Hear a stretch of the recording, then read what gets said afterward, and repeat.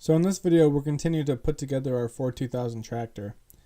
Mostly we'll be putting on the parts for the steering and the fuel tank. This is the power steering pump.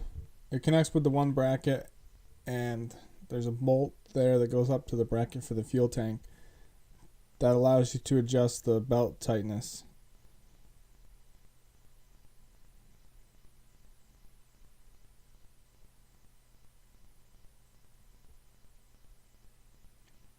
Once we had that on, we could put the fuel tank on finally. It's kind of a pain to put on and off, and we, of course, got to take it on and off a few times because we had one leak right underneath the fuel tank where the on-off valve is underneath it. It was leaking on one of the bolts, so we had to take it off and put some thread lock on there, but we got it taken care of so it doesn't leak anymore.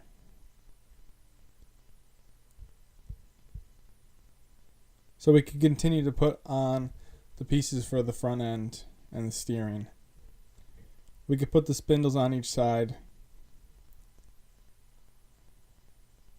It just slides up in there, and then the bolt that actually steers it and everything all holds in there with a little slot. It's a pretty cool little system. It's simple.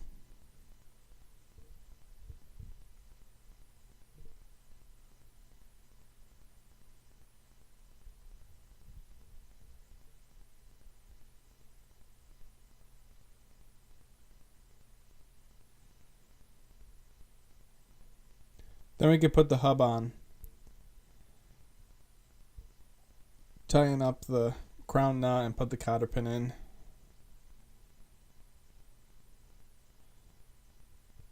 Almost all the components of the steering have a cotter pin, which makes sense because you don't want them to come apart while you're using the tractor.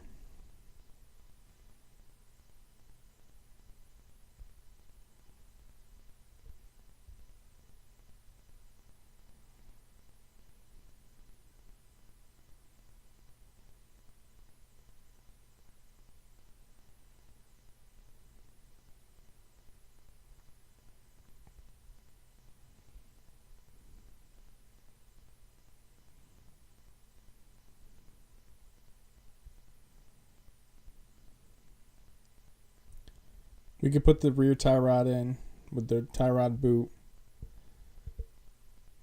Made sure we packed a lot of grease in there because this doesn't have a grease fitting, so whatever grease you get in there now is all the grease that's going to be in there.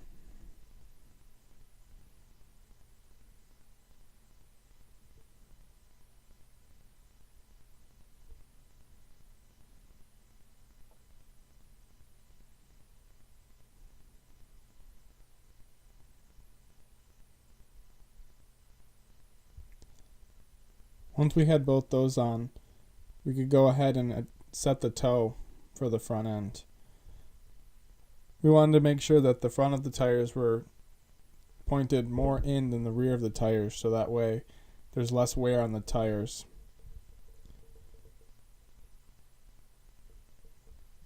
Really would only come in play if you're going to be doing a lot of road driving or on hard surfaces, but in the grass and stuff it really won't impact that much, but we still want to have it set up correctly. We were just using 2 yardsticks and holding them together on the back, and then we wanted to have less on the front of the rims than the back of the rims.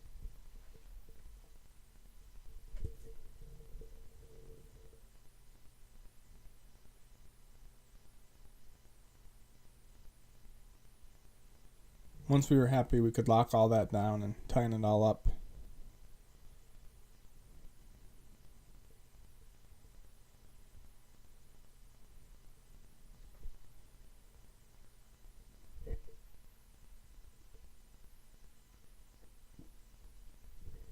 Had to fight a little bit on the front tie rod and there on this one side.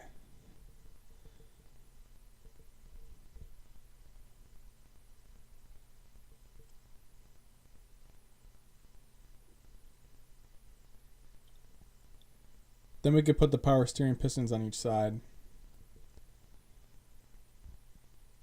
They're really simple. These actually don't have crown nuts on them, but if they fall off, it's not going to cause you to immediately turn into a tree or anything. We just wanted to make sure that we put the lines back in the way that they had come off the tractor. That wasn't very difficult, though. We could tell which line went in which way with the way it was already bent. And we could tighten those up.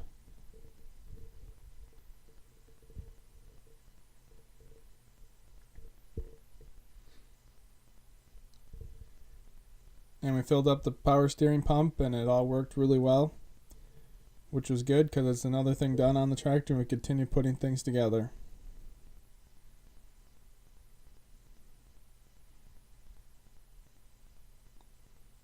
Thanks for watching.